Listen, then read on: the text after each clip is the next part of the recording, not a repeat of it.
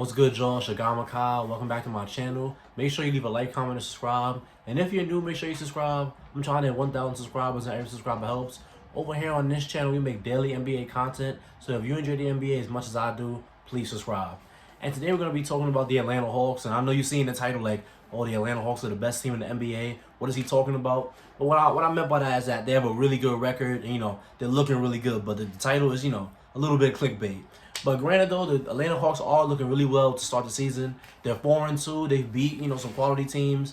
They beat Brooklyn after dropping one to them. And the offense just look really good. Trae Young finally has some help. And, the whole empty stats argument about Trae Young, I never agree with it because he's putting up good stats on good efficiency. But when it comes to last year, when it came to the help around him, there was nobody else that was at a high level for him to, lean on them. So this year, the Atlanta Hawks brought in, Bogdan Bogdanovic, Danilo Gallinari, Kevin Huerter is still there, Cam Reddish is still there, DeAndre Hunter. They brought in Rajon Rondo. They brought in Clint Capella, who came in last year, but I think he was injured for most of last year. So yeah, the Hawks, man, the offense is just looking great, man. They have 7 players, 7 players giving you double figures, and then you have Danilo Gallinari giving you 9 points. But Trae Young is averaging 28.2 points and 8.3 assists. That's insane, man. And John Collins is giving you about 17 points, you know what I'm saying? And he's giving you about 8 rebounds. That's great.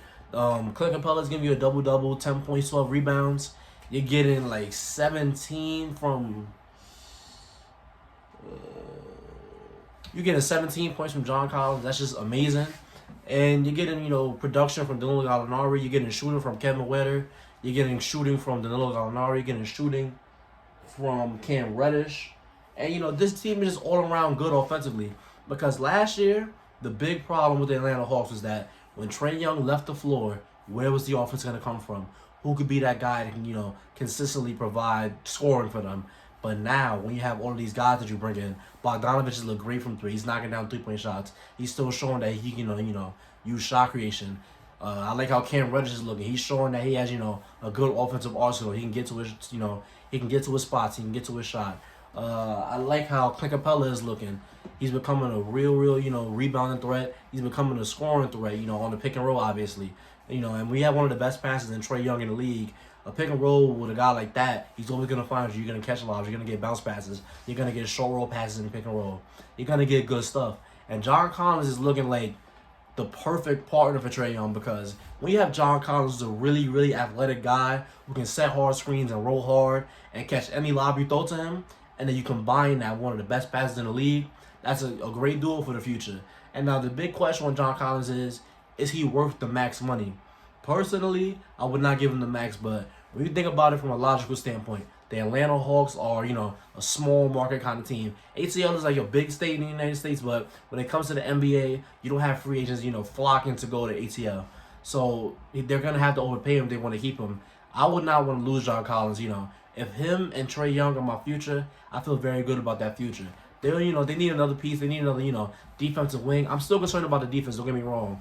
Because in my preview video for the Atlanta Hawks, what I said was that they are going to be a bad defensive team. I have not been wrong about that. They are a bad defensive team. They're 25th in opponents point per game allowed. They allow, I think, they're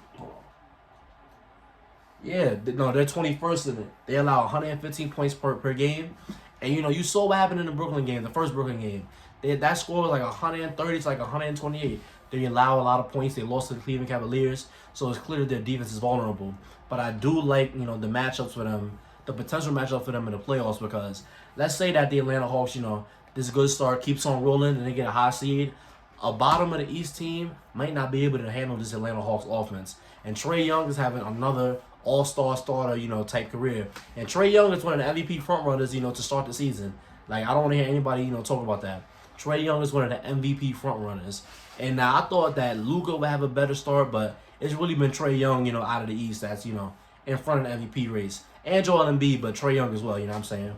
So there's really not much to say about this Atlanta Hawks team. I said all there is to say. The Atlanta Hawks team has an amazing all-world offense. Trae Young finally has some, legitimate help. He finally has, guys like Bogey, guys like Danilo. And, I'm very excited to see how Cam Reddish develops because Personally, I think that Cam Reddish can develop into that third star, like, that third option that they, look towards when John Collins and Trae Young are on the floor. Cam Reddish is, really a really talented kid. He's a really talented scorer, and I'm very excited for that. And I can't wait until Onyeka Okongwu, gets healthy, because I think he's gonna help the defense. But he's also athletic and can be, another lob threat for Trae Young, another pick and roll guy for Trae Young. So I'm really just excited about this Atlanta Hawks team. They are, showing to be one of the best teams in the NBA record-wise, but I still think that they're probably going to lose in the first round. But I can definitely see them, get into the second round. I'm not saying they're an automatic first-round exit, but I can definitely see them getting to the second round. But yeah, Trae Young, man, Trae Young is unbelievable. John Collins is unbelievable. And I just really hope that this team can get, healthy for a long stretch of time. I hope that nobody's out for games, because that's really going to hurt them. But the way it's looking right now and the way these guys are producing on the offensive end, 7 guys give you double figures. That's a really great. And when one of those guys scoring 28 and another one of those guys scoring 17, that's really great. That's a really great offense. But I would love to see the defense improve. That's pretty much my only concern with the Atlanta Hawks. But the offense is looking great. They're rolling. They're off to a great start. And I can't wait to see the future for this team and the rest of the season for this team. But let me know what you think of the Hawks in the comments below. I'll read all the comments. I'll respond to all the comments. But yeah, if you say that in this video, thank you. Don't forget to like, comment, and subscribe. And I'll see you on the next one.